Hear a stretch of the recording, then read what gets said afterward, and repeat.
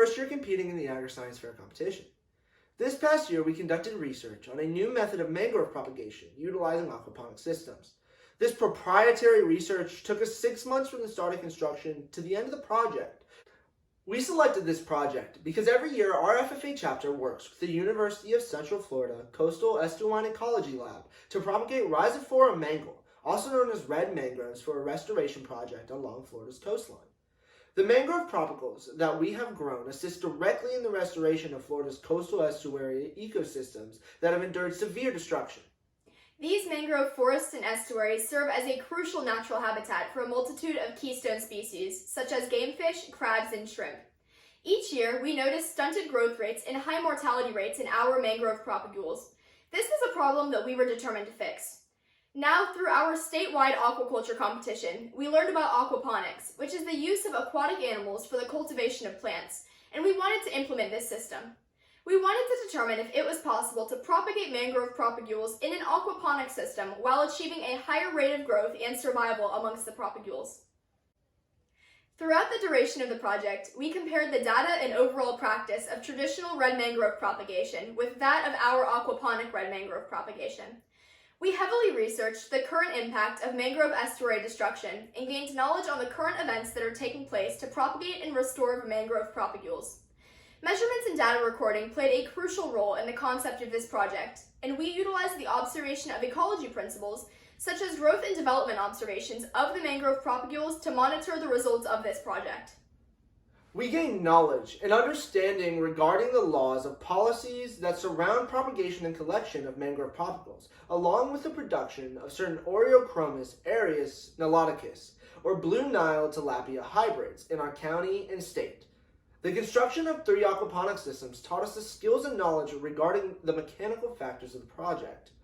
We encountered numerous mechanical problems throughout the project that required us to troubleshoot and create quick and effective solutions to our problems. Throughout our project, we utilized numerous collaborative efforts to achieve our end results.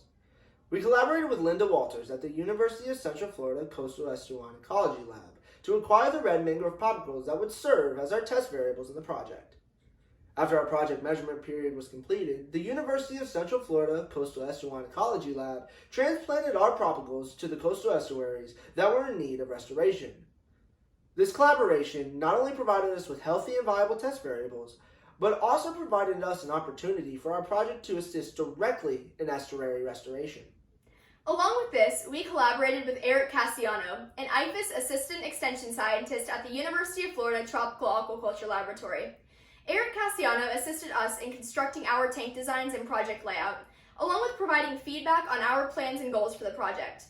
Overall, the collaborative efforts that were utilized throughout our project allowed us to maximize our time efficiency and productivity, while conducting detailed research and achieving our final results. The research and application process of this project would not be possible without the help of our FFA advisor, Miss Amy Paterson, and our dear friend, Miss Katrina Alford, who helped us throughout the project to ensure that our data and research was clear and concise. The results of our project measurements and research showed an overall increase in the growth rate and survival rate in the mangrove propagules that were grown in the aquaponic systems. These findings can be utilized to assist in further restoration efforts for estuarine ecosystems that have endured destruction.